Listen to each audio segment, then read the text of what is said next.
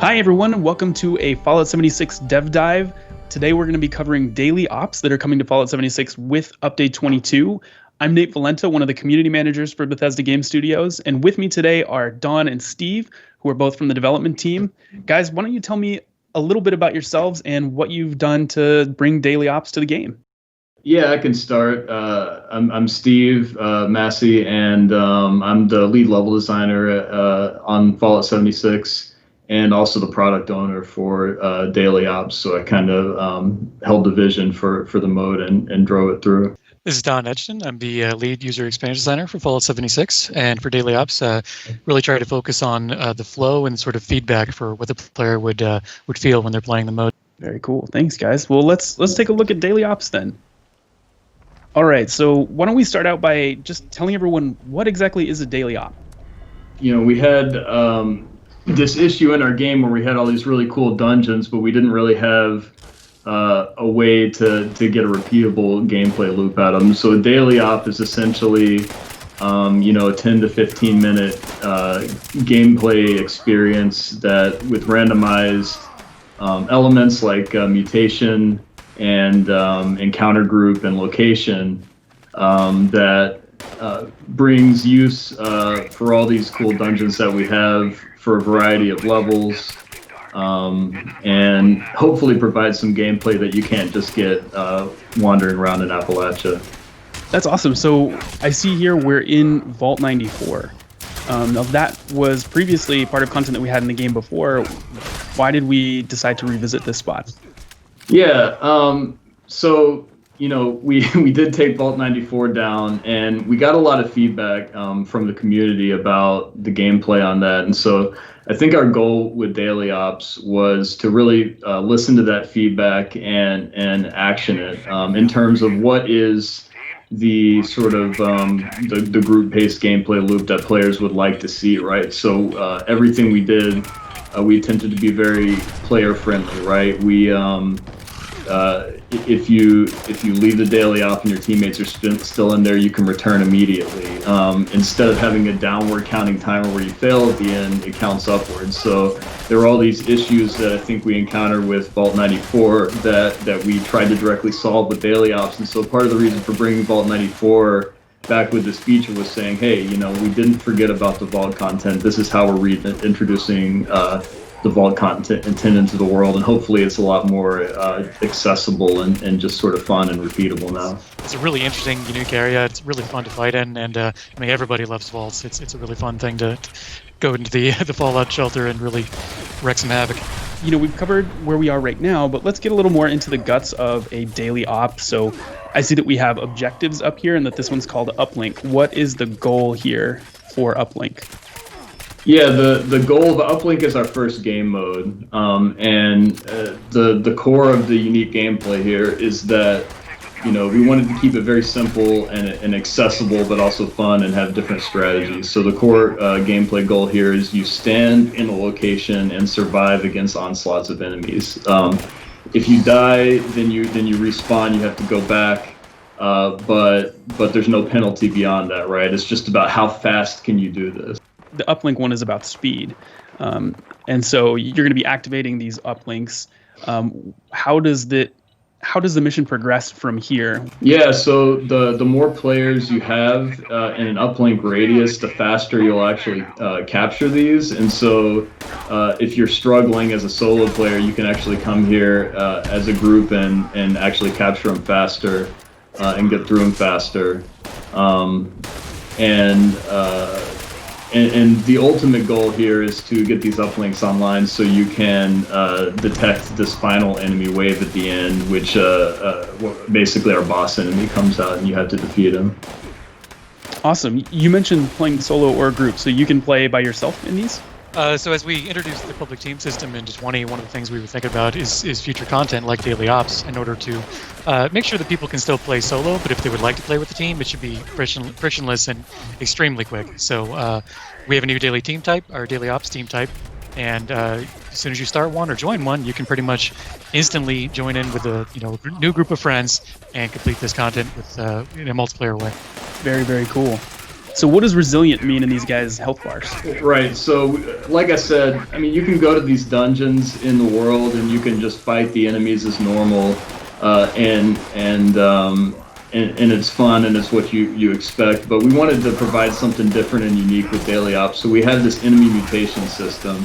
Enemies will have one default mode mutation for the game mode, and then one sort of randomized mutation that appears. And resilient basically means you cannot kill these enemies with ranged attacks. You have to kill them with melee attacks. So, I mean, for me, it's cool. It almost reminds me of other games that I've played where you're kind of rushing enemies with your gun, and you go in and you kind of bash them with the butt of your gun and take them out. And it really changes how people play the game and how they're incentivized to play the game. And so that's what we're excited about with that feature. What are some of the other mutations that are going to be in the game at launch of Daily Ops? Yeah, so we have volatile, so the enemies will explode on death. We have freezing touch, so they'll freeze the player, which gradually builds up over time, so you're kind of more forced to address them. And then we have active camouflage, so that means that the enemies will be stealth when not attacking. What are some of the other locations aside from Burning Mine, Vault 94 that players will be able to look into? Our locations that we're launching with, in addition to those, are going to be Valley Galleria and the Burrows. And we're looking into new locations for a second beat later on down the line. Those aren't locked in yet, but one of the ones we really want to explore, because we hear this from the community a lot, is the Raider Arena version of Watoga Civic Center. We definitely do hear some requests to make more stuff happen in that arena, so that would be very neat. Now, we've talked about locations being random, enemies being random, mutations being random. How often does that happen? How much variety are players going to have with Daily Ops? The Daily Ops are randomized once a day, so we have this interesting reward structure where it's tier-based, and you can play once a day and unlock all of the tiers on the reward system. And so we have one randomized combination per day, so players can kind of have this one challenge that they try to overcome. Maybe they try solo, and then if they struggle with that, with the particular combination for that day, then they can group up. So we made a whole new join flow for this, including a new world activity system. We simplified the team joining for instance content with this system, and it's just completely seamless to get in, bash some robots, bash some mutants, either solo or with your team, without having to think about it too much. So the fact that these are instances is actually something I don't think we've really talked about yet. What's the max number of players, and how does this work in terms of instancing for, like, let's say a full server? Yeah, so we actually developed a new kind of instancing for Daily Ops. They're for 1 to 4 players, and so when you join one, you're going to get your own instance of this. If you're in a team and you join a Daily Ops, you're going to join your team's instance.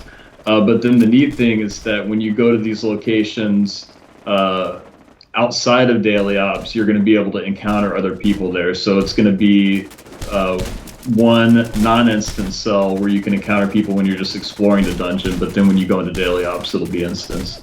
Okay, so they'll all still sort of be like you explained at Vault 94 earlier, where I can go into them by myself in adventure mode and not run into Daily Ops there. That's pretty cool. Yeah, I think the importance is really just to remove any kind of friction for something to go wrong, right? I mean, it's a very short experience. It's time trial. You don't want some of the chaos that can happen normally. You want it to be, fairly straightforward and, consistent. So I see here we have freezing enemies. Dawn, you were playing in this one. What are some tips that you have against these guys? Don't get hit. They really do affect your speed when you get hit by the freezing touch. Having friends is a big help because you can kind of get multiple angles on people and maybe have one person be a tank. And it's also really, really helpful to have somebody pick you up because although it's not too punishing to die and you do respawn pretty quickly, having somebody pick you up right in context is going to keep you in the fight right away. So here we have the Operation Complete screen and some of the menus coming up. What can you tell us about what went into this, Don? Yeah, I mean, one of our goals here was to make sure that this feels like you're actually working with Brother to Steel. This is Initiate Dodge is giving you these missions, and we wanted to make sure it felt like he's kind of there with you. So you see some of the elements where he kind of pops up and talks to you because it's more of a two-way radio than sort of a dead person in a holotape or something. And we also wanted to make sure that again, this is an action-focused kind of thing. We wanted to really emphasize the time completion criteria, the ranks that you can get, the kind of cool rewards that you can get depending on how many times you do it, and this is repeatable content too, so we wanted to make sure that people understood that and they could really kind of grok that it's good and the right thing to do to play this as many times as you like to. So is there anything from those reward lists that you can give me a sneak peek of? I promise I'm not going to tell anyone. I mean, my favorite thing, I always have diseases, and I have to go to the sulfur fountain at the exterior of White Spring to clear them, and we're giving away in one of these reward pools I believe a symptomatic that will remove diseases for anybody in your camp. We are also introducing a new type of generator, a giant dome generator that you can use in your camp that you'll see at various vaults. You said earlier that I'm able to get rewards every time I complete a daily op successfully, but how often can I hit those Elder and Initiate tiers? The timer counts forward, so if you complete the daily op in 16 minutes or less, you'll unlock the Initiate tier. If you complete it in 12 minutes or less, you'll unlock the Paladin tier, and if you complete it in 8 minutes or less, you'll unlock the Elder tier. And you can actually unlock all three of these at one time if you unlock the Elder tier. So you have access to unlock these every day, every 24 hours. And potentially roll 3 times on the chase reward on each of those tiers. Each tier that you unlock after gives a higher chance of unlocking those rewards. And then once you've unlocked them for those 24 hours, you can play daily ops after that, but you'll roll from a list of our base rewards only until the next randomized combination, and you can try again for the tiers. Yeah, I really like the way the rewards unlock because it's very forgiving to casual players, but it also gives the more hardcore players a thing to shoot for every single day.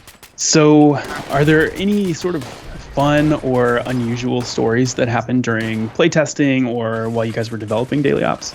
I actually had the most fun playing daily ops with a group of people around like level 5. It was tough. It was very tough. We had kind of not great weapons, we'll say, but we were able to kind of hang in there, and it was very interesting to see us kind of go against a sort of insurmountable challenge, but band together and almost beat it. We almost got him. So close. The boss really was just too much for us. So that's actually brings up an interesting topic. We have One Wasteland coming to the game too that's going to allow enemies to scale their level up and down to each player. Is that active inside of daily ops? Yeah, so we very purposefully lined up this daily ops content with the One Wasteland content because we felt like daily ops would be a great way to showcase this functionality. If I'm a low-level player, I'm not boxed out of joining this content with my high-level friend. I can join their daily ops, and I will be encountering enemies near my level, and they'll be encountering enemies near their level. So you actually will be able to contribute in a meaningful way, regardless of the level of your teammates. So we think that that really adds to the pick up and play player-friendly gameplay of this mode. Yeah, being on the topic of player-friendly, I think one of my favorite features of this is when you kill something and you kill it with a certain kind of weapon, you're going to pick up ammo for that weapon. So in the cases where you kind of go in and maybe you didn't have a ton of time to prep, maybe you just had whatever you had on you, there's cases where in some of our previous content, it's sort of a grind almost, where it wears down your ammo, and you can't really start having to bash people with a gun. In this case, you can come in with a cryolator and leave with more ammo than you came in with, which is fantastic. I'd also like to say that the new bosses are a ton of fun. I mean, I especially like all the new robot variances for the final encounter. Really adds a lot of extra texture to the robots that you see in the world. I saw the Assaultron boss there. Did it have Gatling guns for arms? Oh, they've got all kinds of fun stuff. You will see. That will terrify my dreams for quite a long time. All right, Steve, Don, thank you guys so much for taking the time out of your busy day to go over daily ops and show us a little bit more about how they work. Really appreciate you guys sitting down and talking through that stuff. Yeah, of course. Yeah, we're excited to be here, and we're excited to see how the community is going to react to Daily Ops. Yeah, it's been really fun making this, and I'm going to have even more fun playing it. Speaking of release, Daily Ops are coming to the game with Update 22 on September 15th, which should be next week by my count. It's going to arrive with several other features like One Wasteland, legendary perks, and a brand new scoreboard during the Armor Ace season, where you're going to be able to complete a bunch more challenges and claim a ton of rewards along the way. Thank you so much for joining this deep dive into Daily Ops. We can't wait to get this into your hands, and we'll see you in the Wasteland.